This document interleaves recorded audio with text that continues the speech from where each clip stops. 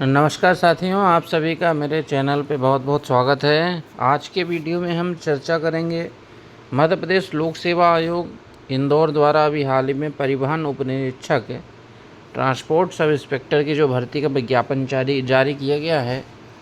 इस संबंध में जो महत्वपूर्ण अपडेट्स हैं, पदों की संख्या के संबंध में, क्वालिफ़िकेशन के संबंध में, और इसके अलावा अगर वेतनमान सहित इसमें परीक्षा की योजना क्या है, एलिजिबिलिटी क्या है, संपूर्ण बिंदुओं पर क्रमशः चर्चा करेंगे। इसलिए वीडियो से अंत तक बने रहें।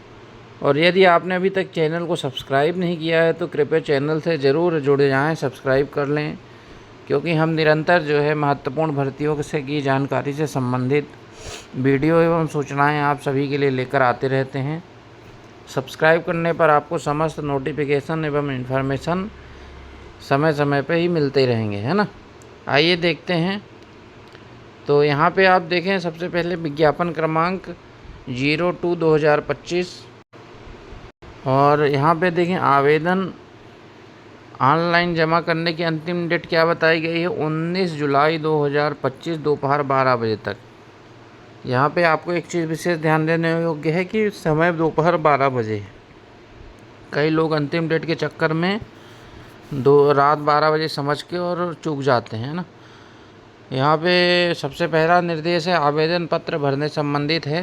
तो यहाँ पे आप देखें, केवल डेट मैं आपको बताऊंगा, बाकी चीज़ें तो इतनी महत्वपूर्ण नहीं है। इसके आवेदन 20 जून 2025 से प्रारंभ होंगे, और जैसा कि मैंने अभी बताया 19 जुलाई तक इसके भरे जाएंगे, अर्थात लगभग 1 महीने जो है इसके आवेदन भरे जाएंगे, 20 जून से 19 जुलाई तक, है ना। आयु की गणना की जाएगी 2026 1 जनवरी 2026 के संदर्भ में। तो यहाँ पे ये भी एक विशेष बात थी। केवल महत्वपूर्ण बिंदुओं को हम लेके चल रहे हैं ना, बहुत ज़्यादा हम बता नहीं रहे हैं। आप विज्ञापन डाउनलोड करके इसको विधिवत में अगर आप विस्तृत में पढ़ना चाहें तो पढ़ सकते हैं। वीडियो में हम केवल संक्षिप्त बिंदुओं पर ही चर्चा करेंगे जो कि अति महत्वपूर्ण है विज्ञापन से जुड़े हुए। अब इसके बाद आगे बढ़ते हैं। शैक्षणिक योग्यता, जो हमारे ट्रांसपोर्ट सब इंस्पेक्टर है, इसके लिए आप देखें शैक्षणिक योग्यता क्या होनी चाहिए। तो सबसे पहले आप देखें तो या तो आपके पास ऑटोमोबाइल अथवा मैकेनिकल विषय में उपाधि होनी चाहिए। उपाधि का मतलब ग्रेजुएट होना चाहिए, अथवा आप किसी भी विषय में ग्रेजुएट हों और उसके साथ आपके पास मैकेनिकल ऑटोमोबाइल का डिप्लोमा होना चाहिए, आपकी पहली योग्यता है। दूसरा, आपके पास लाइसेंस होना चाहिए, ड्राइविंग लाइसेंस। ड्राइविंग लाइसेंस काहे का होना चाहिए, मोटरसाइकिल का होना चाहिए, या मोटर भारी मालयान भारी यात्री यान चलाने का लाइसेंस होना चाहिए। 1 साल का कंप्यूटर डिप्लोमा होना भी इसमें अनिवार्य बताया गया है, यहाँ पे आप देख सकते हैं। और शारीरिक और मानसिक स्वास्थ्य आपका अच्छा होना चाहिए, है ना, ये विशेष बात ध्यान रखिएगा। बाकी आपकी हाइट संबंधित इसमें भी योग्यता निर्धारित की गई है। सामान्य वर्ग और ओबीसी वर्ग के लिए अभ्यर्थी की ऊंचाई 1.68 मीटर तथा जो है सीना 84 सेंटीमीटर बिना फुलाए और 89 सेंटीमीटर फुलाकर होना चाहिए।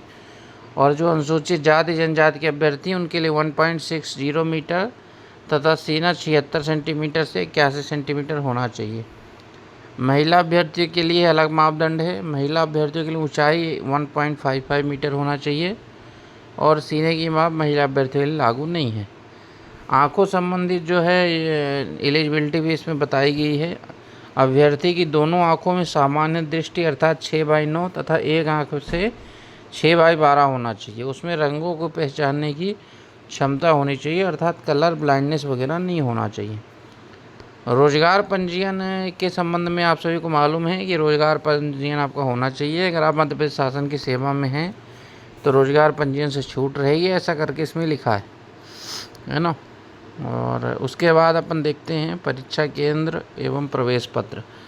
परीक्षा केंद्र और प्रवेश पत्र संबंधित क्या है इसमें विज्ञापन में निर्देश है। तो आप देखें, इस विज्ञापन के अंतर्गत विज्ञापित पदे हेतु इंदौर, भोपाल, जबलपुर और ग्वालियर स्थित परीक्षा केंद्रों पर OMR वस्तुनिष्ठ प्रश्नों की आधारित परीक्षा आयोजित की जाएगी, और परीक्षा में प्राप्त अंकों के गुणाक्रम के आधार पर विभिन्न श्रेणी हेतु विज्ञापित पदों के 3 गुना अथवा समान अंक प्राप्त करने वाले अभ्यर्थियों को साक्षात्कार हेतु आमंत्रित किया जाएगा। तो आप लोग जो है इसको पढ़ के स्पष्ट है अपने आप में कि इसकी लिखित परीक्षा होगी, उसके बाद मेरिट अनुसार 3 गुना अभ्यर्थियों को इंटरव्यू के लिए बुलाया जाएगा।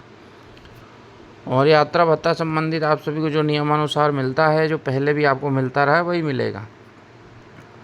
परीक्षा नियम निर्देश है ना, इस संबंध में पाठ्यक्रम भी नीचे दिया गया है। इसमें यहाँ लिखा है भाग एच में, अपन पाठ्यक्रम भी चल के देखेंगे, है ना।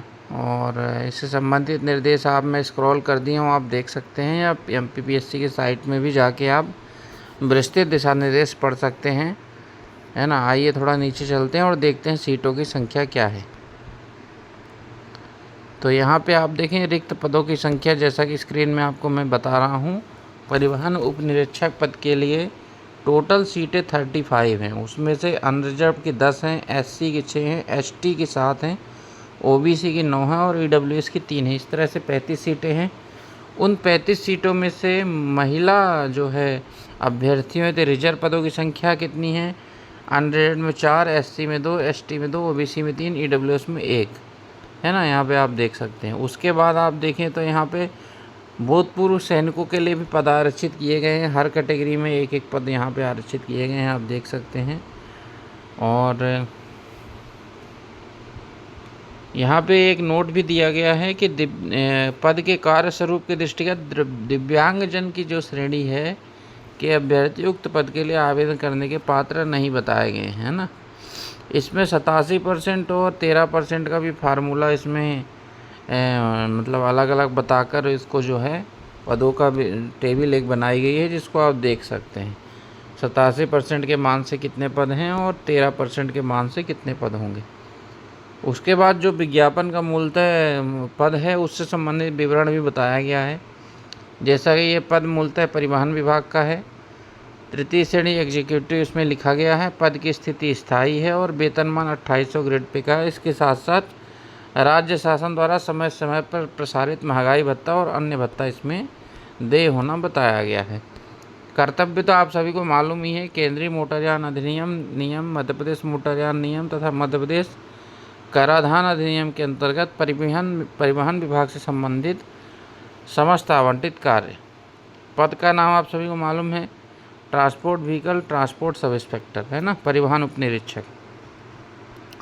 अभी शैक्षणिक योग्यता के बारे में और शारीरिक अर्हता के बारे में हम लोगों ने चर्चा कर ली है। स्क्रीन पर आप चाहें तो इसका स्क्रीनशॉट भी ले सकते हैं, है ना। तो हम इसको जो है थोड़ा सा छोड़ के अब आगे बढ़ते हैं, आगे देखते हैं क्या जानकारी है।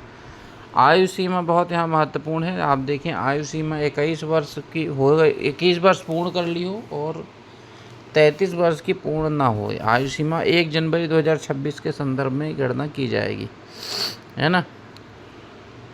और इसके अलावा और हम चीज़ें आगे जो महत्वपूर्ण हैं देखते हैं।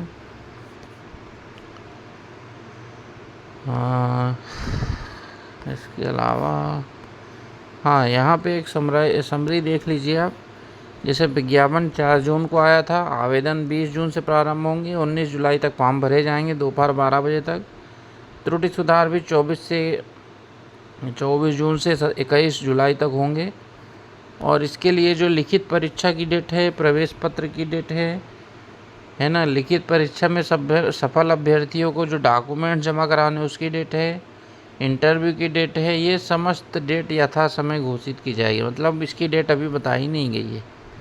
इसके बाद आप देखें तो आयु सीमा में छूट संबंधित विवरण भी यहाँ पे बताया गया है, आप देख सकते हैं। अगर आप छूट संबंधित पात्रता रखते हैं तो आप इसका जो है विवरण पढ़ सकते हैं ना। उसके अलावा आइए हम नीचे देखते हैं सिलेबस संबंधित जानकारी भी मैं एक बार आप सभी लोगों से डिस्कस कर लेता हूँ संक्षिप्त में एक बार। ये जो लिस्ट है ये विज्ञापन के साथ ही लगी है। ये आपको अगर आप वो रिटन एग्ज़ाम पास कर लेते हैं उसके बाद आप जब डॉक्यूमेंट जमा करेंगे उसमें आपको ये लिस्ट के साथ डॉक्यूमेंट लगाना रहता है ना। इसलिए अपन इस पर भी चर्चा नहीं कर रहे हैं। अभी अपन नीचे जा रहे हैं, सिलेबस पे अपन चर्चा करेंगे आगे। हाँ, यहाँ पे शुल्क भी का कॉलम आ गया है तो अपन देख लेते हैं एक बार। यहाँ पे देखें आप तो 500 रुपये निर्धारित की गई है किसको? मध्य प्रदेश के मूल निवासी, अनुसूचित जाति जनजाति और अन्य पिछड़ा वर्ग एवं आर्थिक रूप से कमजोर वर्ग को 250 और उसके अलावा से समस्त श्रेणी को 500, है ना। मतलब मध्य प्रदेश के जो ST SC और OBC गैर क्रीमिलियर हैं और EWS हैं उनको 250 रुपये और 500 रुपये इसके अलावा समस्त श्रेणी के, चाहे वो मध्य प्रदेश के हों या मध्य प्रदेश के बाहर के हों, ठीक है। उसके बाद अपन आगे बढ़ते हैं। ये समस्त चीज़ें आपको लिखित परीक्षा पास होने के बाद जो है डॉक्यूमेंट लगाने वगैरह की जो डिटेल इसमें दी है वो काम आएगी, है ना। अब यहाँ पे आप जी के बाद अगला जो कॉलम हमारा है वो पाठ्यक्रम का ही है। थोड़ा स्क्रॉल कर रहा हूँ मैं इसको जल्दी जल्दी, क्योंकि ये हाँ अब यहाँ पे देखें परीक्षा योजना एवं पाठ्यक्रम। तो यहाँ पे परीक्षा योजना एवं पाठ्यक्रम बताया नहीं गया है, बस इतना नोटिफिकेशन इसमें है कि परीक्षा योजना एवं पाठ्यक्रम यथाशीघ्र आयोग की वेबसाइट पर जारी किया जाएगा। अर्थात अभी इसका जो है कोई ऐसी परीक्षा योजना जारी नहीं की गई है ना। प्रवेश पत्र की उपलब्धता संबंधित भी इसमें कोई अभी जो है, चूँकि एग्ज़ाम डेट क्या आएगी उसके आसपास ही प्रवेश पत्र कब आएगा ये स्पष्ट हो पाएगा। तो यहाँ पे सबसे महत्वपूर्ण जो था सिलेबस का वो अभी इसमें जारी नहीं किया गया है। तो आप लोग अपनी तैयारी अभी स्टार्ट कर दें, और तैयारी स्टार्ट करने के लिए आप सभी जो है अपना जो सर्वप्रथम जो करंट है MPG के है, इससे संबंधित जो फिगर है इसको आप स्टडी करना चालू कर दें। और इसके अलावा जैसे ही पाठ्यक्रम आएगा उसकी सूचना हम जो है आप सभी को उपलब्ध कराएंगे, इसलिए एक बार चैनल को सब्सक्राइब जरूर कर लें। वीडियो देखने के लिए सभी साथियों का बहुत बहुत धन्यवाद। नमस्कार।